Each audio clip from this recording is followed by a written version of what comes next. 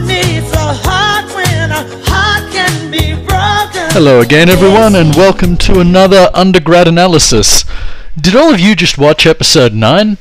I mean, I read the books a while ago, obviously. I knew what episode 9 was going to be at the end of the last season. I knew that the Red Wedding was probably going to happen then, but still, god fucking damn, like, a whole room of people being murdered, you know, you would imagine is quite a gruesome sight, and I think they captured what something like that would look like quite graphically and quite realistically. The Hound was awesome, Bran and Jon's arcs were awesome, and yeah, I'm very satisfied with this climax to the series, although it did spoil a little bit for us book readers, because now we know that Rob's wife, you know, Talisa, Jienne, whatever you want to call her, probably isn't going to have a huge role to play, even though she's still alive and kicking in the books.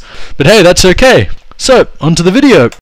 The topic I've chosen to cover today is something I've spoken about a little bit in the past, and that's Westeros itself having a glorified notion of knights and honor and maidens, all that good stuff that the actual narrative itself, the Song of Ice and Fire, frowns upon every step of the way.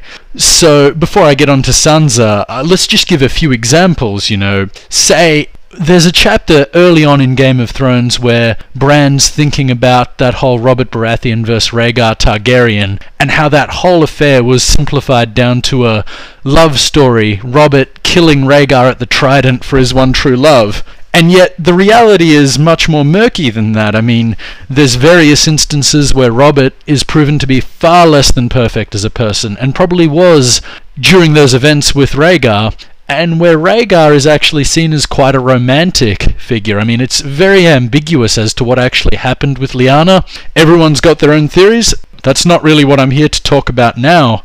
But yeah, the fact remains that there's a very simplified history going on here, and that's not what A Song of Ice and Fire is really all about. I mean, at every step of the way there is moral ambiguity, and there's really no good or evil. I mean, even another example would be Sir Barristan, Barristan the Bold, that old, noble, honourable knight. I mean, even in his point of view chapters, even when he appears, he seems like a great person, but let's not forget, he's probably killed over 100 people, up close and personal. I mean, you know, it was obviously in a war that he did this. I'm not saying he's a bad guy per se, but what I am saying is that, you know, there's probably nothing necessarily romantic about what he's done, and yet he has got this mythologized or idolized version of himself that everyone talks about. So these notions of good and evil, of honorable knights rescuing maidens from, you know, monsters or whatever, is something that George R.R. Martin really overtly mocks in his books. He mocks it through the actions of the characters and through those stories being existent within Westeros. And those stories, as the Hound stated at one point, are just there for, you know, young boys and dumb young girls to believe and fall for. So on that note, enter Sansa Stark.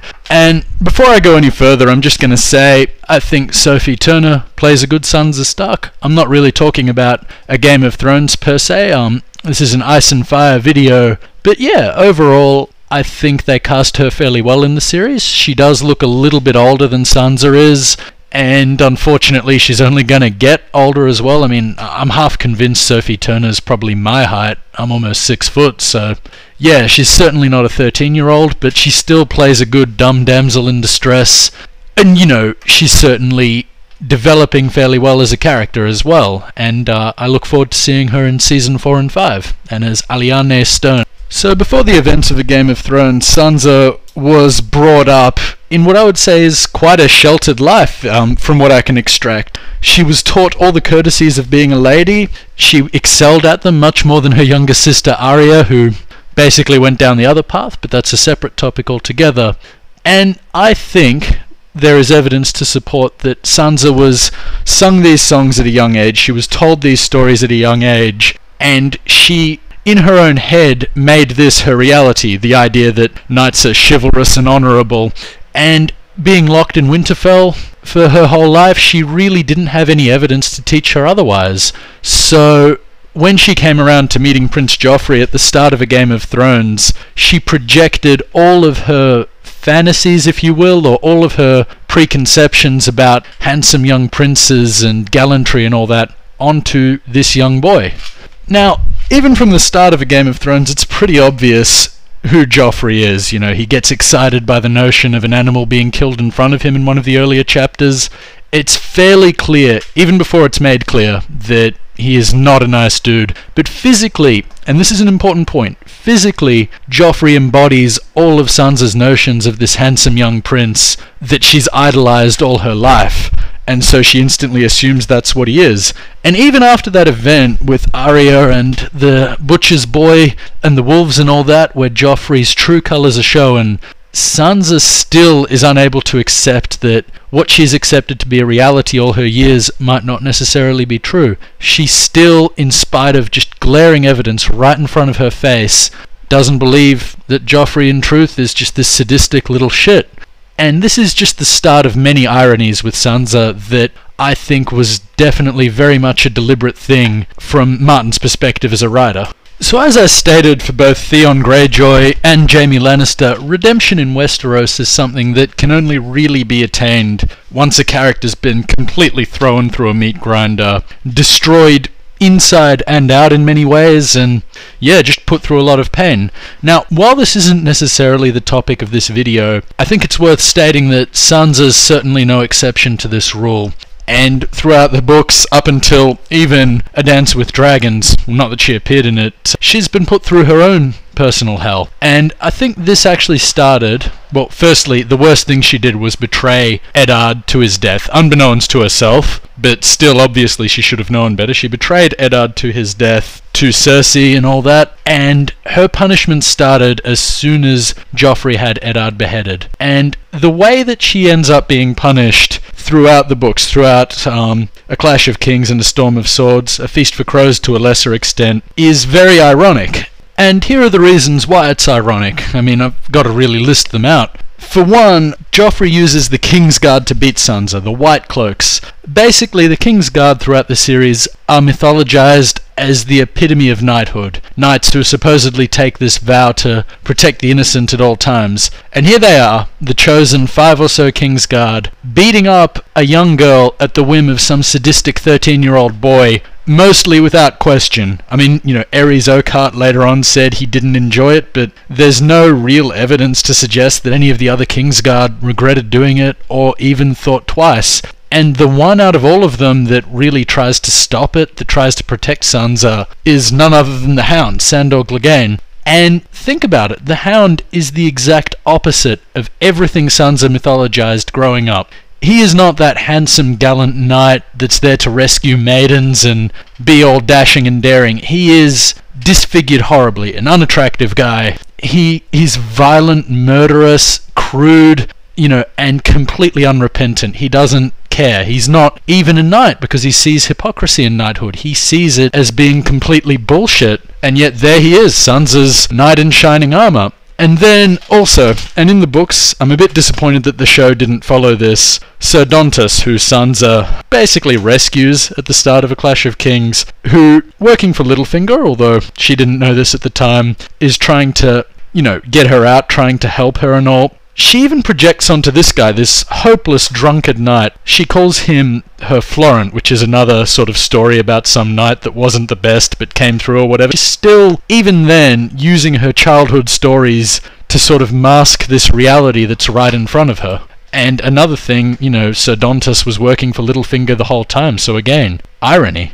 So with all this in mind, it's almost layered on gratuitous levels of irony when Sansa's finally betrothed to Tyrion instead of Sir Loras, who, again, while Sir Loras embodies a lot of those knightly traits Sansa has, or was she supposed to be married to Loras's brother? Anyway, Loras is gay, not exactly what Sansa had in mind. Anyway, she's married to Tyrion, who also has stood up for her at different points, but again, obviously he's not the handsome prince that Sansa always wanted either. He's short, stunted, she mistrusts him because he's a Lannister, and yet again, this whole notion that she's been grown up to believe in, you know, knighthood and all, like I've said, is again just spat on by reality. And I think all of these things are very intentional on Martin's part. In fact, I even noticed this when watching A Game of Thrones, and then it was further reinforced by the books. And I think her arc and the way this plays out is a very deliberate statement on Martin's part, saying, look, my world is not about this whole knightly valor. It's not about good versus evil. It's about some cruel shit happening to people who don't necessarily deserve it. So I guess this video wasn't particularly about Sansa, but rather about that whole good and evil notion being mocked by Martin. Now, if anyone watched my other videos, I already explained how Martin flipped the script on the Mountain and the Red Viper during their fight, Jaime's ironic line, I only rescue virgins, and I'm sure that there are a lot of other examples of this as well. And I still stand by my claim, there's no real good and evil in Westeros, which is why I really enjoy these books.